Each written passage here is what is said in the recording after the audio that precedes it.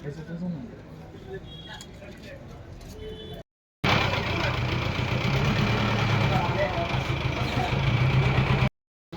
বিষয়টা হচ্ছে গতকালকে সন্ধ্যার দিকে বোনের নিয়ে সেটা বোনের শ্বশুর বাড়িতে গিয়েছিল দিয়াইতে নেহালচন্দ্রনগর উদ্বাস্ত কর্মীর মধ্যে বোনের বাড়ি।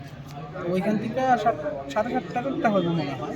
ওই সময়ে আসার পথে কিছু দুষ্কৃতকারীরা বাইকের মধ্যে মানে এর উপরে ঢিল ছড়ছে। ঢিল ছোড়ার সাথে সাথে বাইকটিকে পড়ে গেছে, পড়ছে পড়ে 4-5 জন দুষ্কৃতী অনেক মারধর করছে। তো তারপরে এখান থেকে সে বাইকটা ফালাই দিয়ে সেটা প্রাণের ভয়ে পালাই গেছে গিয়ে লোকে ঢুকেছে রাত্রিবেলা 12টা-12:30টার সময় একজনের বাড়ির মধ্যে গিয়া ঢুকছে।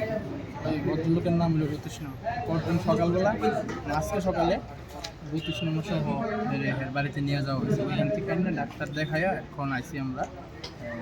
কোন জায়গাতে ঘটনাটা ঘটছে আপনার নেহালচন্দ্রনগর ঋষিদাসপাড়া আছে, একটা ঋষিদাসপাড়ার এখানে মলিদাস নামক পুকুর পাড় আছে।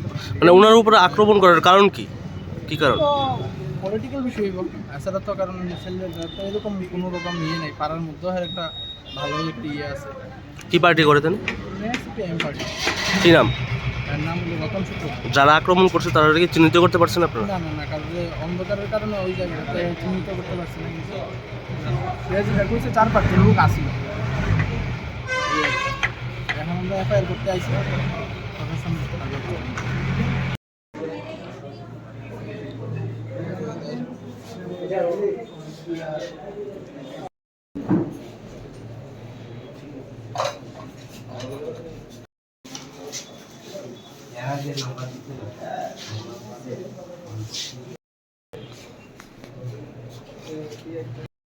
শুধু